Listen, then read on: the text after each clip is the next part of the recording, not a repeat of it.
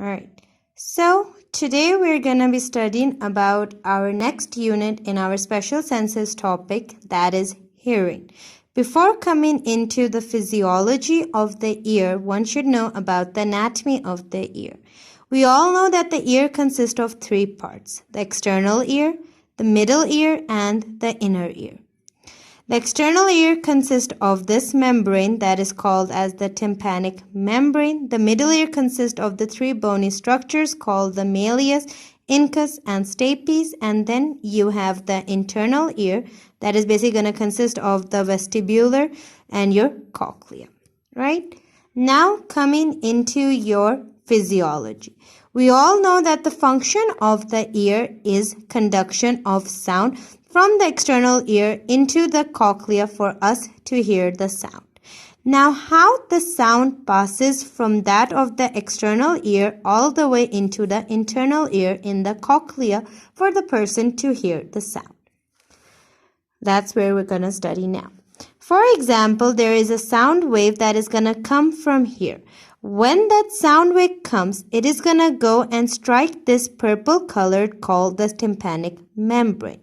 On striking with the tympanic membrane, there is a muscle gonna be attached called the tympanic membrane, or the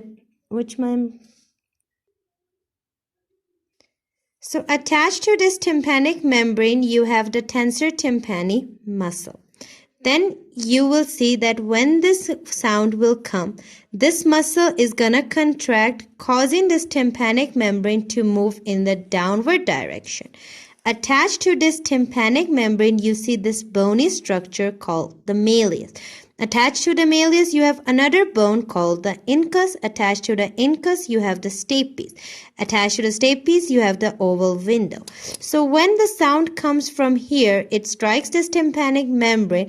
Tensor tympani muscle is going to contract, cause the tympanic membrane to contract downward direction. Then the sound will enter into the malleus. From the malleus, the sound will bend and this bone will go in the downward direction because it is attached to that attached of the tympanic membrane. So if the tympanic membrane moves in the downward, all these structures are going to move in the down direction. So this malleus is going to move in the downward direction. Sound is going to move from the malleus into the incus. On entering into the incus, due to the sound, the incus is going to move in the downward direction because it is attached to the malleus. Then the sound will travel from incus to the stapes. On entering into the stapes will move down and enter into the oval window. On entering into the oval window, the sound will then finally enter into the internal ear, from where we will be able to be hearing. That was how the sound will pass from that of the tympanic membrane all the way to that of the cochlea. Then we have the impedance matching, that we all know how sound passes from the tympanic membrane all the way to the cochlea. But now, as we all know, that all sounds are different. There are some sounds which have more force, more distance, where there are some sounds which have less sound and require more force. So whenever there's a sound that is going to pass from this tympanic membrane to that of the cochlea, it is going to depend on two things. First thing is that if the sound wave is gonna come from any source, you're saying, like if you want to hear it from a crowd, right? You're standing in your class and the teacher's screaming or the teacher's telling you something. So that sound which is gonna come into your ear, how it is gonna enter it.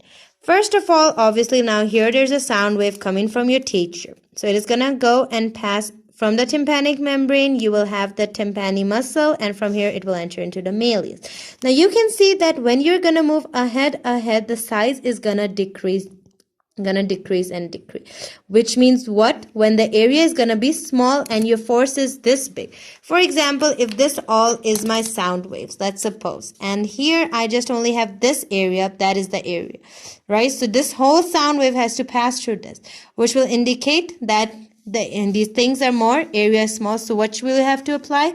pressure has to be applied, and pressure is directly proportional to force. So more the pressure, more will be the force, less will be the area. So that is how by applying more and more force, by going through this small and small area, sound will then pass from the tympanic membrane all the way to that of the cochlea by the same method which I just explained. All right. Then we have the next topic, that is going to be your attenuation reflex.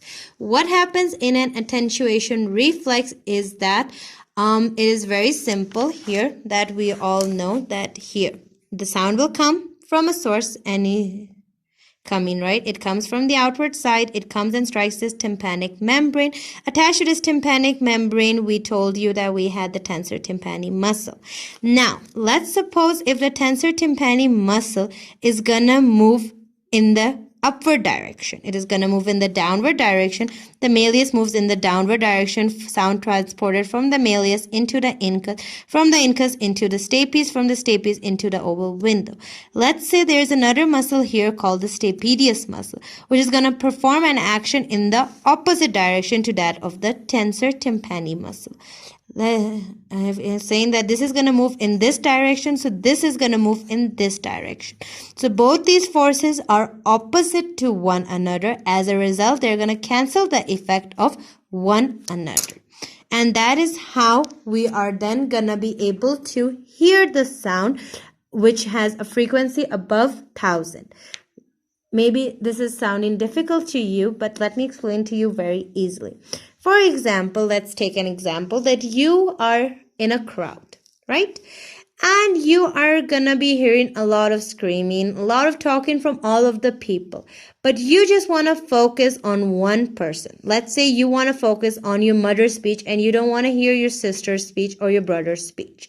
So all of the reflexes which will come from your mother, from your sister, from your brother. From the brother and sister, they're going to cancel the effect of them and only allow the mothers to pass to the oval window, from the oval window into the cochlea, and then from the cochlea to the central nervous system. So you just only hear that particular sound on which you want to concentrate and nullifies all other sounds. Similarly is the case when you want to be speaking. Now when you're speaking, the person sitting next to you say that you're speaking in a very large tone.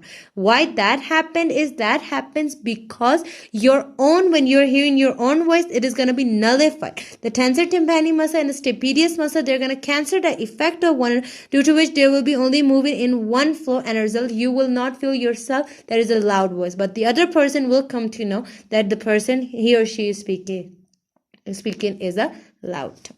So that was the function of the attenuation reflex, and that was all the mechanism of the attenuation reflex. All right. Okay. So I will just revise one more time about here, that here you have the muscle of the tensor tympani muscle, and here you have the stapedius muscle. So when this is going to cause the malleus to move in the downward direction, the stapedius will cause it to move in the upward direction, the stapes. Both are in opposite action, so they're going to cancel the effect of all the sound waves that are going to go at a frequency above 10,000, right? Like for example, if you are in an environment where there's very large noises. So how to protect your ears, that they're going to capture all those sounds and whose frequency is above 10,000 or 1,000. They're going to cancel all that effect, and only ones which is in that particular range will be allowed to flow to it. As a result, your ears will not be damaged, your cochlea will be protected. And this type of reflex is called as your attenuation reflex. Then you have transmission through your bones. What happens here is that in your attenuation through your bones is that it is